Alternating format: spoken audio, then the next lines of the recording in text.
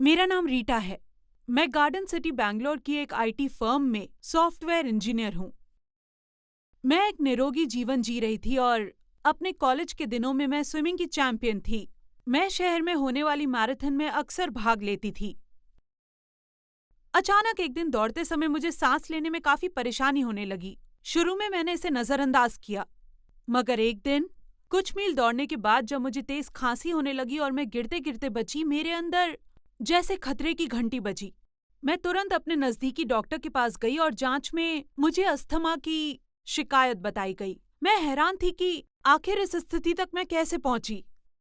इस सवाल का जवाब मुझे तब मिला जब डॉक्टर ने मेरी पूरी मेडिकल हिस्ट्री लिखी और कुछ जांचों के बाद ये पुष्टि की कि मुझे पशुओं के रुएं से एलर्जी थी, जिससे मेरे अस्थमा की शुरुआत हुई।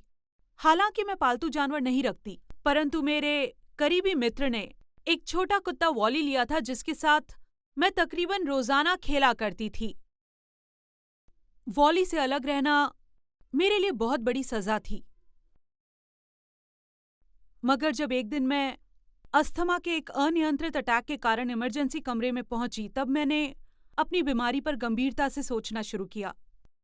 मेरे डॉक्टर ने अस्थमा प्लान बनाने में मेरी मदद की, जिससे अस्थमा नियंत्रित हो सके। इसकी शुरुआत अस्थमा के सामान्य कारकों से दूर रहने से हुई, जिसमें शामिल थे वॉली सहित सभी पालतू जानवर और अस्थमा के अन्य कारण जैसे धूल और पराग। ये मेरे लिए एक बहुत बड़ी चुनौती थी, क्योंकि बैंगलोर में परागों की संख्या अत्यधिक है। मेरे डॉक्टर ने अस्थमा के गंभीर लक्षणों पर नियंत्रण करने और मेरे सूजे वायुमार्ग को ठीक करने के लिए 2 तरह की दवा लेने की सलाह दी। इन्हेलर के सही इस्तेमाल के बारे में डॉक्टर द्वारा दिए गए ब्रोशर में लिखे चरणों का मैंने ईमानदारी से पालन किया, जिससे तुरंत राहत देने के लिए फेफड़ों में दवा पहुंचने में मदद मिली। मैंने अपने पोषण विज्ञानी द्वारा पोषण पर दी गई सलाह पर अमल किया और उच्च कैलोरी वाले भोजन और अतिरिक्त प्रिजर्वेटिव्स एवं एडिटिव्स वाले खाद्य पदार्थों से परहेज किया। मेरे डॉक्टर ने प्रतिरक्षण तंत्र को मजबूत बनाने के लिए मुझे विटामिन और मिनरल्स लेने की भी सलाह दी, क्योंकि वायरल संक्रमण जो बैंगलोर में आम बात है, अस्थमा का कारण बन सकता था। पिछले 1 साल से मुझ में इसके लक्षण न के बराबर हैं और फिर से एक्सरसाइज करने के लिए मुझ में नया आत्मविश्वास जागने लगा है।